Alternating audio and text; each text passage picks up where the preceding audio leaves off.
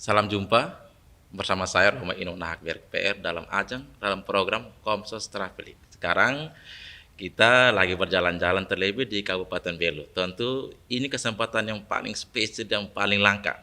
Kita bertemu dengan orang nomor satu di Kabupaten Belu. Siapakah dia?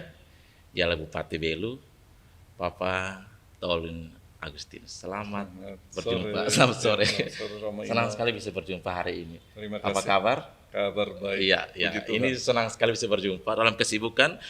Beliau masih menyempatkan diri untuk bisa berbincang-bincang dan ingin mengetahui seperti apa situasi yang terjadi di Kabupaten Belu tercinta ini, terlebih di daerah perbatasan RI RDTL. Bapak Bupati, ingin sekali masyarakat ingin tahu apa yang selama ini dilakukan, terlebih program-program yang selama ini tadi dilakukan. Ya, baik. Terima kasih Roma Ino. Salam, shalom untuk kita semua. Selamat sore. Pertama, terima kasih Romo Ino dan tim yang sudah menyempatkan waktu untuk ada di rumah jabatan ini untuk kita bincang-bincang sore Iya, sambil betul. ngopi, jadi santai saja. Sambil ngopi. Ya, baik. Jadi masyarakat Belu yang saya kasihi dalam Tuhan Yesus Kristus. Jadi apa yang dibuat untuk masyarakat Belu tentu kita merujuk pada visi dan misi pemerintahan kami di Kabupaten Belu. Jadi kami akan mewujudkan masyarakat Belu yang sehat, berkarakter, dan kompetitif lewat berbagai macam program dan kegiatan.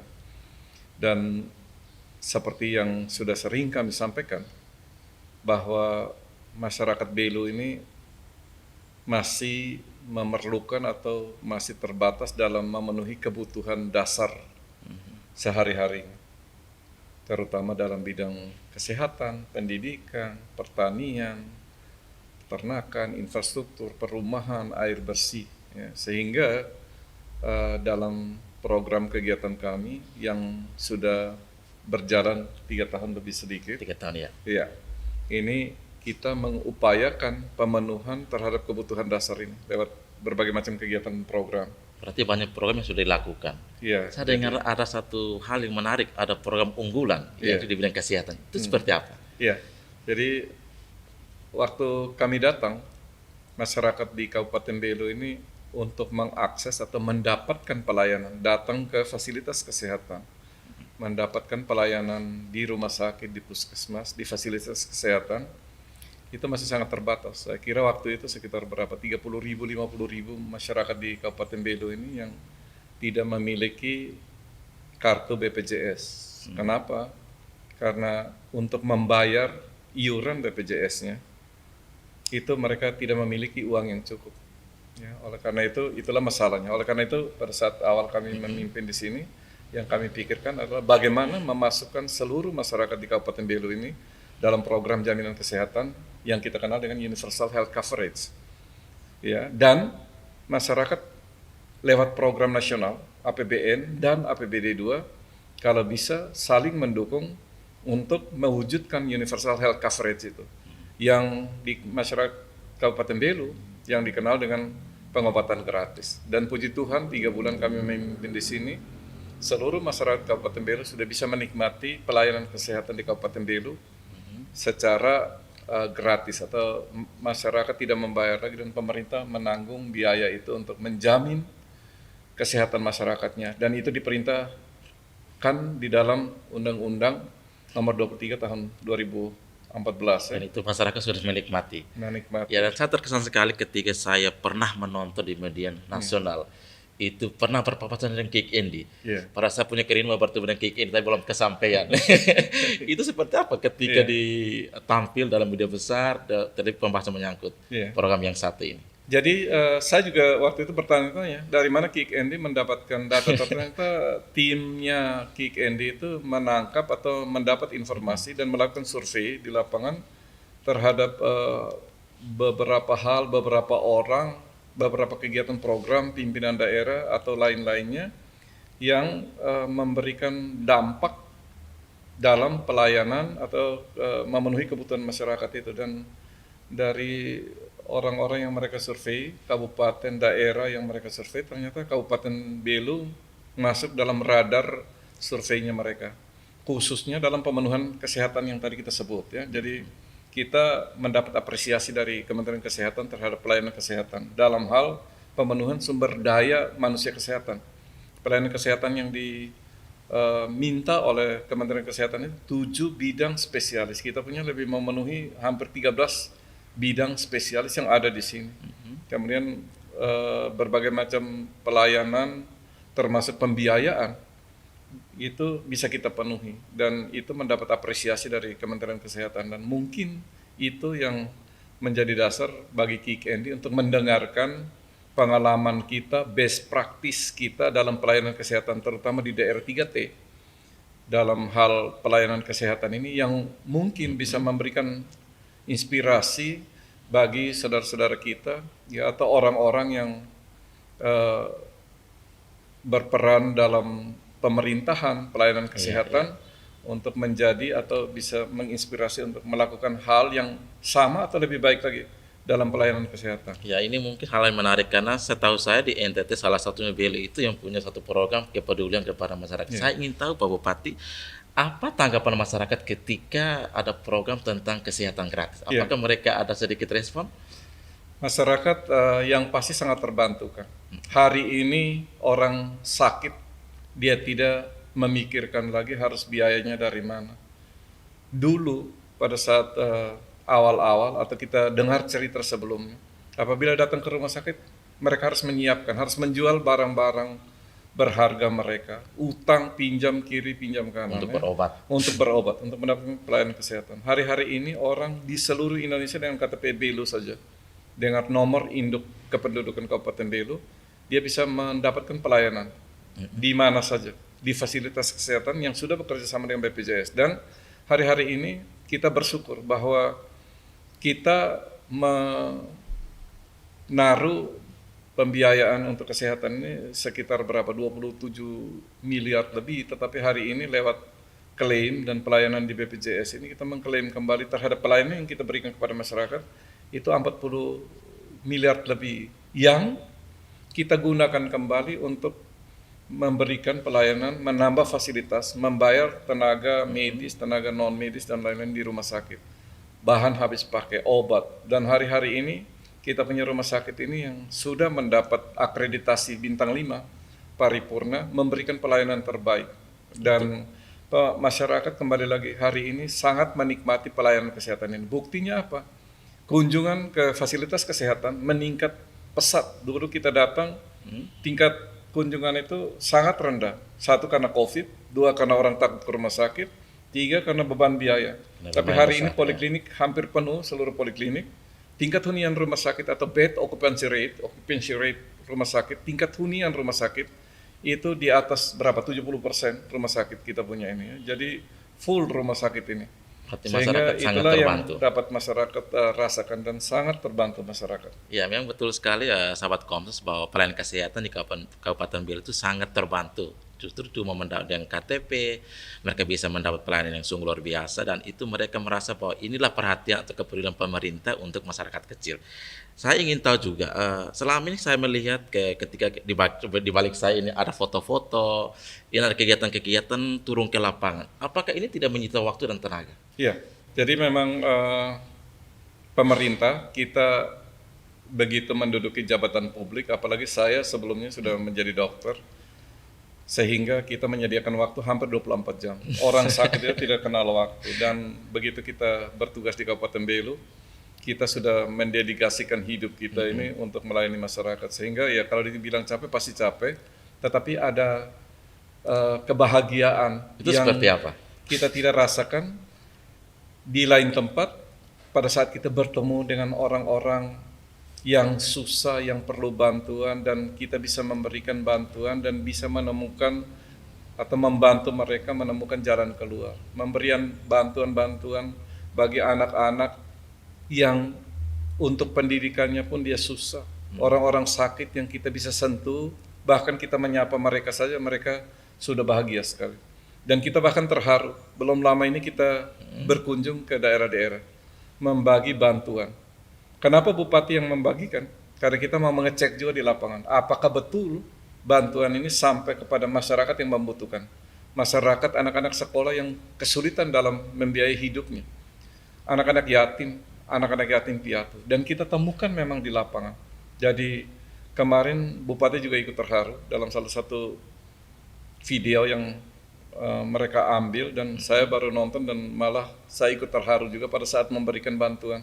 Ada anak-anak yang ibunya tidak ada dan dia harus membantu bapaknya menyediakan segala kebutuhan di rumahnya, dan mereka tentu saja kesulitan untuk membiayai pendidikannya, membiayai kesehatannya, dan di saat itulah kita memberi bantuan, dan itu kebahagiaan yang tidak bisa digantikan yang Suasana kita batin dapat, itu ya, yang suasana betul-betul. batin dan kebahagiaan yang kita dapatkan pada saat berkunjung dan bertemu dengan orang-orang susah, orang-orang di desa yang membutuhkan bantuan. Ya, memang betul sekali. Ketika turun ke lapangan itu kita langsung merasakan tadi dikatakan. Saya ingin tahu juga tentang ada banyak hal produktif terlebih soal pemberdayaan ekonomi. Sejauh mana dalam itu telah dilakukan masyarakat itu tanggapannya seperti apa? Ya, baik. Jadi kita memberikan bantuan kepada masyarakat sebenarnya bantuan yang memberdayakan. Jadi lewat OPD Dinas Pertanian, Peternakan, berbagai dinas yang lain, koperasi, ya, usaha kecil menengah, itu kita cukup punya program untuk membantu masyarakat. Katakan di pertanian, kita menyediakan bantuan bibit, pupuk, olah lahan, kemudian obat hama dan lain-lainnya. Di peternakan kita membagikan ayam, babi, bahkan sapi kepada kelompok-kelompok di desa-desa. Jadi pemberdayaan ekonomi ini kita lewat kegiatan-kegiatan yang menyasar kepada pemberdayaan kelompok-kelompok usaha kecil menengah. Jadi berbagai macam kelompok tani kita berikan bantuan.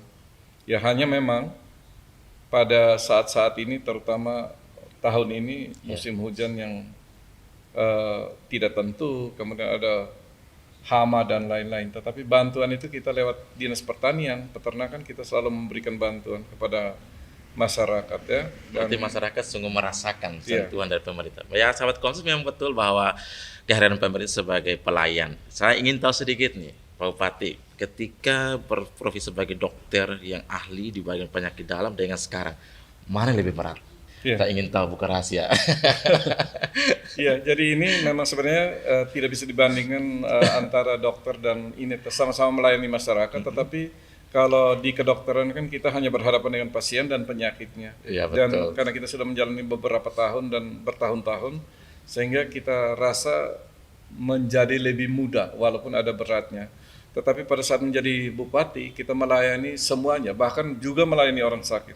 Jadi kompleks, kemudian melayani masyarakat dengan berbagai macam problematika sosial di masyarakat, ya, di berbagai bidang, multisektor, ya, berbagai bidang kehidupan terlibat di sana, sehingga saya merasakan satu, tantangannya lebih besar, dua, kesulitannya lebih tinggi, dan kita mengkoordinasi berbagai macam atau sebagian besar aparatur sipil negara, organisasi perangkat daerah, bekerja sama dengan berbagai macam instansi vertikal, horizontal, ya, berbagai macam orang, sehingga saya rasa ini tantangan lebih besar, tingkat kesulitannya lebih tinggi, membutuhkan waktu yang lebih banyak untuk memberikan pelayanan, sehingga kadang-kadang kita rasa 24 jam waktunya kurang.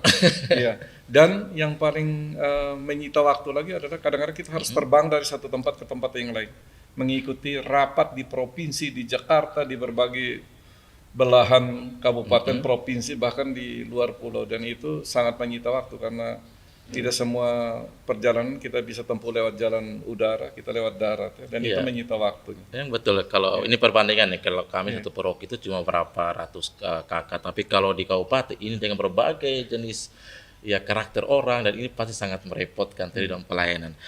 Apakah selama berkunjung ke tengah masyarakat, ke tengah umat, bagaimana kerjasama dengan tokoh agama sendiri? Ya, tokoh agama, puji Tuhan, ya, hari-hari ini kita dengan tokoh agama, berbagai macam agama di Kabupaten Belu ini hubungannya sangat baik, ya. Jadi terutama dengan pihak gereja dalam hal ini kami melakukan kerjasama, kolaborasi dalam hal konsep pemberdayaan umat, konsep pemberdayaan masyarakat. Karena kami lihat ini umat dan masyarakat yang kita layani adalah umat-umat dari gereja juga.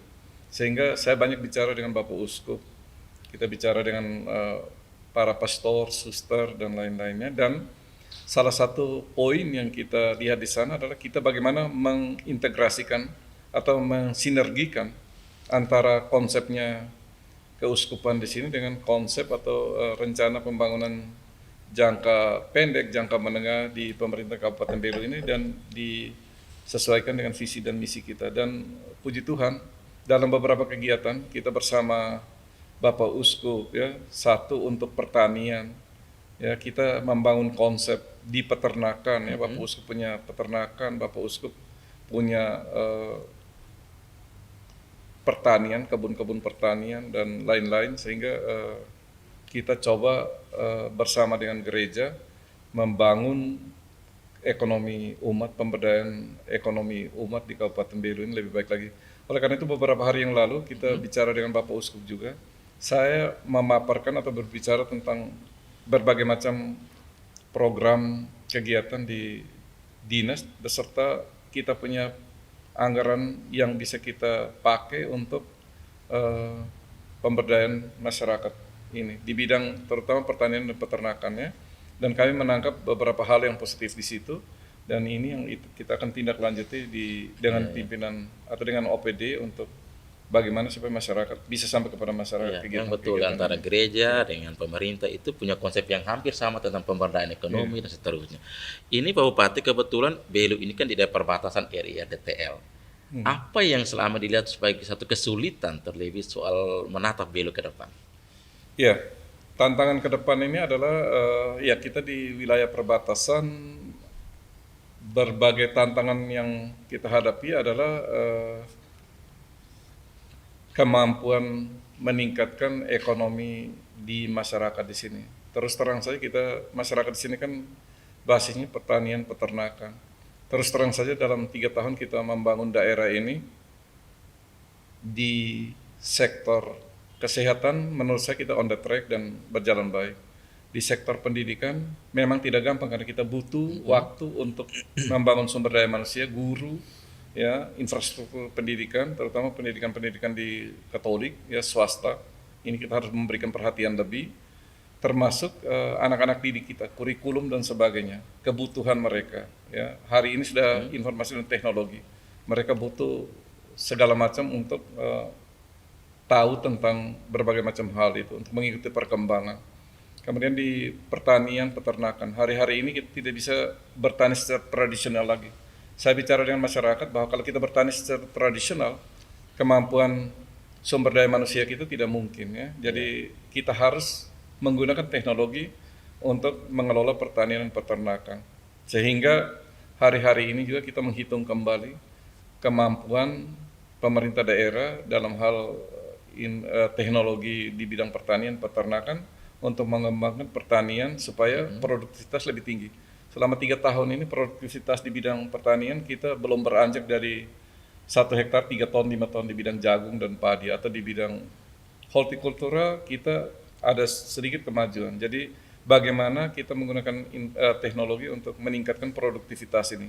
Kita berbicara dengan berbagai macam komponen, termasuk komponen dari luar Kabupaten Belu ini. Kita mengundang orang-orang pintar mencari informasi ke beberapa sentra, ya, supaya mereka membantu kita untuk membangun pertanian dan peternakan kita lebih maju.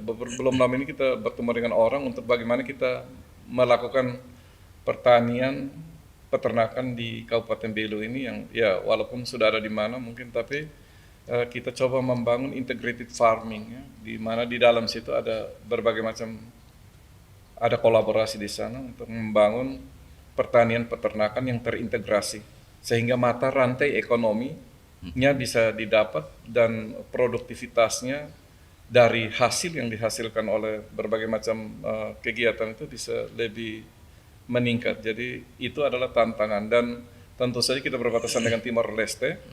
Ada peluang-peluang ekonomi yang bisa kita dapatkan dari membangun kerjasama dengan Timor Leste. Kita sudah bicara di tingkat provinsi bahkan tingkat nasional untuk membangun zona ekonomi eksklusif di perbatasan ini. Dan kita sudah bicara dengan beberapa tokoh di Timor Leste, termasuk bicara dengan Perdana Menteri, Presiden Timor Leste, untuk membangun kerjasama. Dalam hari-hari terakhir, beberapa pejabat dari Timor Leste, baik secara sendiri maupun dalam rangka tugas, berkunjung ke Kabupaten Belu. Kita tukar-menukar pikiran, informasi tentang bagaimana kita membangun pertanian di sini atau di Timor Leste, ya, supaya perdagangan atau produksi kita yang bisa masuk ke Timor Leste mungkin lebih meningkat. Belum lama ini kita punya hortikultura masuk di Timor Leste juga, tetapi kita harus lihat aturan dan lain-lain. Jadi Berarti sudah pernah dikirim. kita membawa kita punya hortikultura dari sini, cabai, tomat yang masuk ke sana, baik oleh perorangan, kelompok. Kita punya juga masuk dari Kabupaten Belu. Berarti ada langkah maju di Kabupaten Belu. Bagaimana bisa menerobos sampai di Timor Leste, negara baru. Ya memang sahabat Koms, memang banyak hal yang tadi lakukan di Kabupaten Belu ini. Dan ini satu gerakan pembaharuan inovatif dan kreativitas yang luar biasa. Ingin saya tahu lebih lanjut. Di balik perbuatan baik yang sudah dilakukan, apakah ada tantangan dari dalam yang sedikit merongrong bahwa kadang-kadang kebaikan itu tidak selamanya dihargai? Itu seperti apa? Jadi memang tantangan di dalam adalah memang kita harus akui bahwa sumber daya manusia dan di dalam birokrasi pemerintahan masih perlu kita benahi dan kita tingkatkan. Satu, kualitasnya, dua, koordinasinya, dan bagaimana kita mengefektifkan, efisienkan pekerjaan-pekerjaan di birokrasi. Kita belum lama ini melakukan reformasi, melakukan perampingan birokrasi. Kemudian kita juga berusaha untuk meningkatkan kinerja birokrasi ini lewat sistem pemerintahan berbasis elektronik. Jadi beberapa pekerjaan yang kita sudah lakukan, oleh karena itu kita sebenarnya mendapat bantuan yang luar biasa dari Bank Nusa Tenggara Timur. Ya. Oleh karena itu kami sebenarnya pada kesempatan ini juga terima kasih kepada Bank NTT, Pak Dirut, Pak Adi Pontus sebagai Kepala Cabang Atambua, yang sudah membantu berbagai hal, terutama digitalisasi di pemerintahan. Kenapa?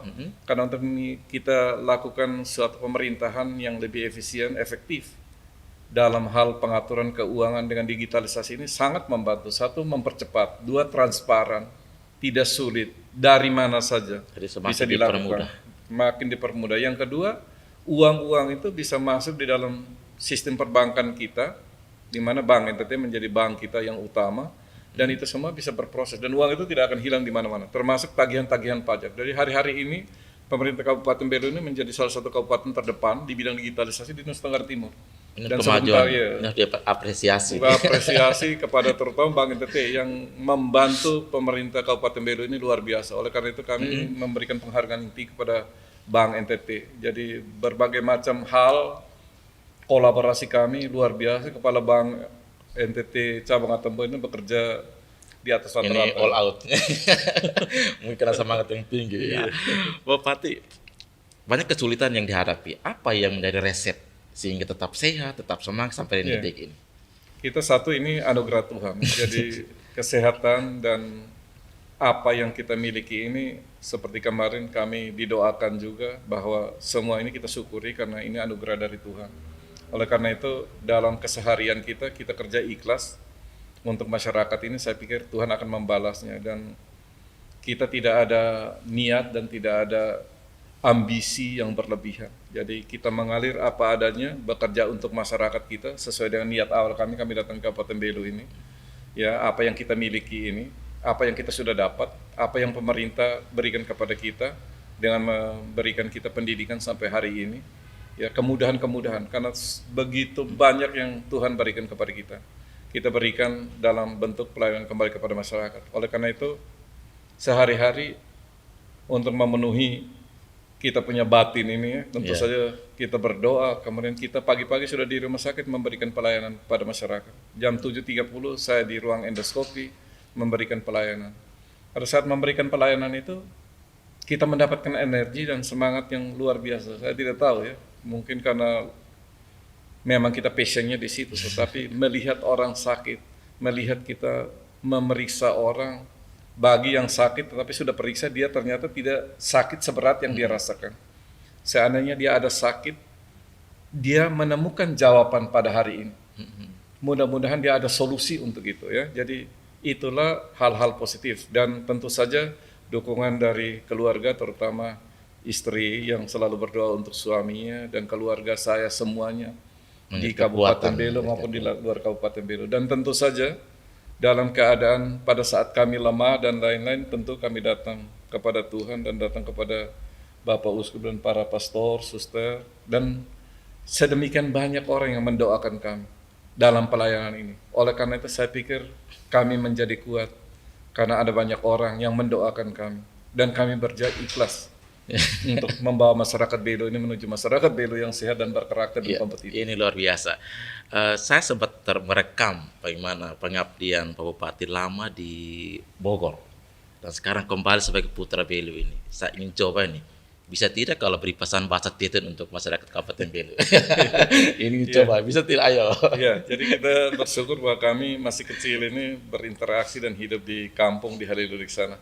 Tanya mata sia ketan bin alin sia hoto-hoto makhatak neter kaktak ohin loron kalau ami turhine yang dipilih masyarakat mendapat beban ami hatiu krusne bodik ami melayani serisu bodik rai beluna serisu bodik hadiah rai belu hoto-hoto noni akan liu noni akan kurang, tentu ambil habotan benar, tetapi hal konoin dukungan si masyarakat imikan hamulak hoto-hoto foberan ba ami no sinakukunkalan no sinabe-nabe ya maromak ngamatabian siya ya hamulak bodik ami, dan hoto-hoto na makno di ami tauhin loron say turba umane, dan mudah-mudahan say nolet o anida ami at hato ami kan seriso na sesuai no si jabatan mak ami hatiut ya.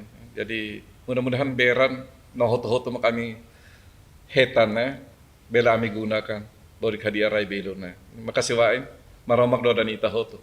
Ternyata masih hebat nih, kita harus tepuk tangan. Ini Romo bisa kalah nih kalau bahasa-bahasa begini. Ya luar biasa sahabat Kompas, memang pengabdian di luar lebih nyaman kalau kita kembali ke daerah sendiri, mengabdi dengan hati, ini satu kebanggaan. Karena apa?